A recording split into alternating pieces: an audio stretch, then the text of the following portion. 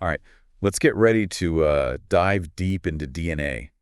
The instruction manual for life itself, the code that makes you, yo, you. Hmm. We've got some really fascinating material here about DNA, genes. Oh, and the Human Genome Project, too. I'm really excited to dig into this. Yeah, it's pretty remarkable. It's like we're peeking into the source code of a human being. It really is.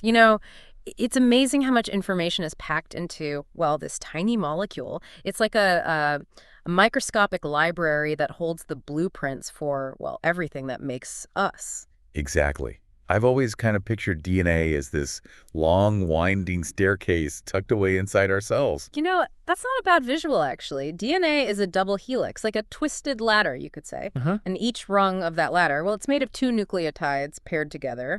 And the order of those pairings, that sequence, that's what spells out the instructions for building and running our bodies. So if DNA is the ladder, what are these nucleotides? What are they made of? Good question. So each nucleotide has three parts: a sugar molecule, a phosphate group, and one of four nitrogenous bases. These bases, you can think of them like the letters in our genetic alphabet: Okay. adenine A, thymine T, guanine G, and cytosine C. So it's like our entire genetic code is written with just 4 letters. That's fascinating. But how do these letters actually, I don't know, translate into instructions? It's all about the pairing. A always pairs with T, and G always pairs with C. Hmm.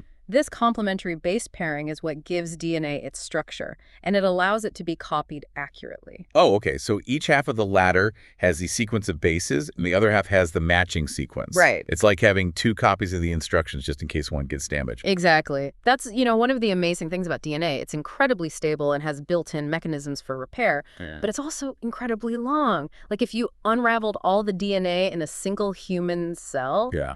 it would stretch about 6 feet. Wait, 6 feet of DNA crammed into a tiny cell? Yeah. How's that even possible?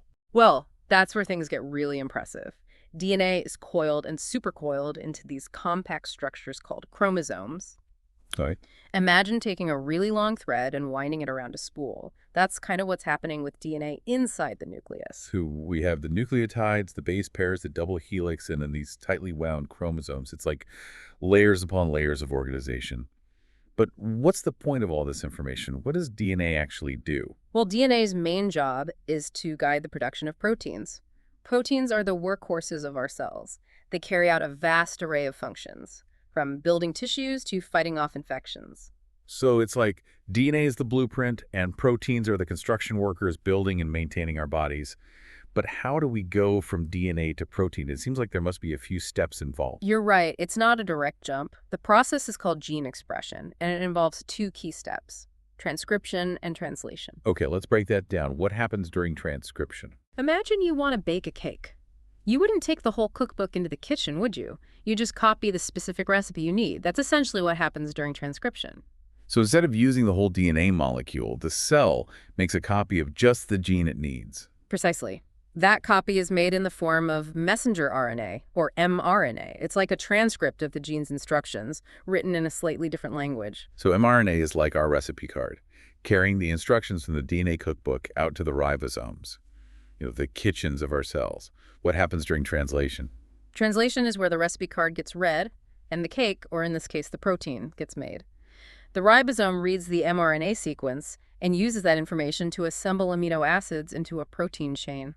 Each amino acid is like an ingredient, and the ribosome is like the chef, carefully following the recipe on the mRNA to create a perfectly crafted protein. That's a great way to put it. It's a truly remarkable process. It involves a complex dance of molecules all working together to create the building blocks of life. And, just like a master chef can adjust a recipe, right, based on what ingredients they have, our cells can regulate which genes are expressed and when. Yeah, that makes sense. It would be a waste for a cell to constantly just be churning out every single protein if it doesn't need them all, right?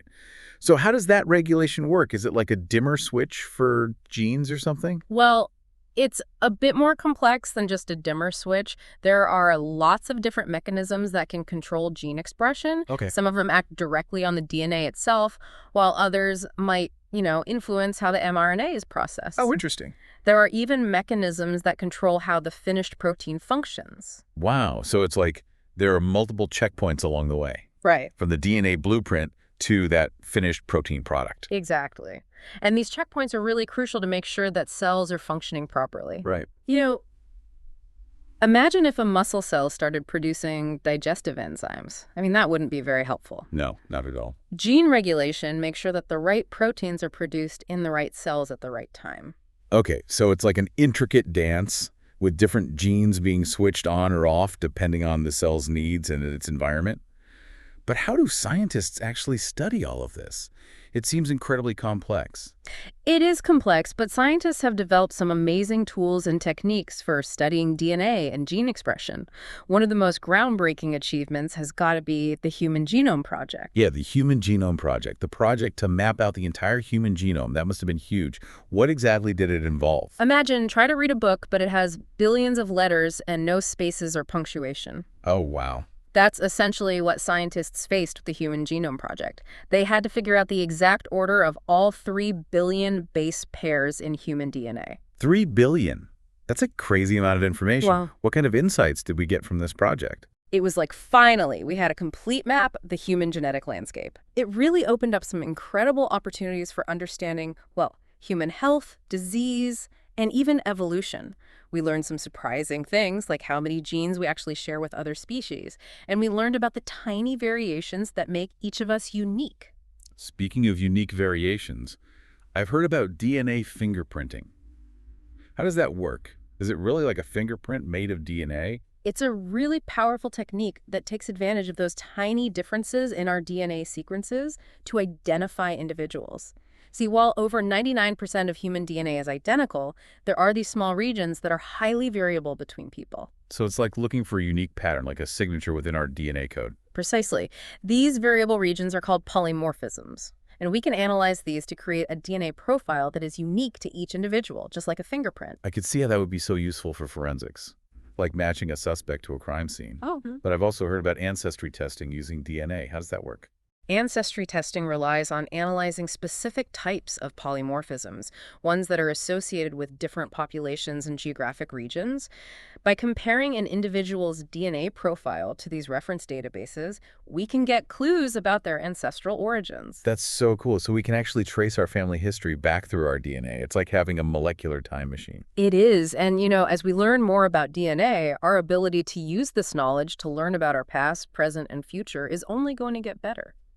It's incredible how much we can learn from just these tiny variations in our DNA. Yeah. But I'm kind of curious about the bigger picture. Like, what are some of the broader implications of, as we keep understanding DNA more and more? Oh, the implications are massive. They touch on everything from healthcare to agriculture, even our understanding of what it means to be human, really. Wow. Like, for example, in medicine, we're moving toward this era of personalized medicine where treatments can be tailored to a person's own genetic makeup. So instead of like a one-size-fits-all approach, doctors could use our DNA to like predict if we're at risk for certain diseases and then develop more targeted therapies. Right, exactly.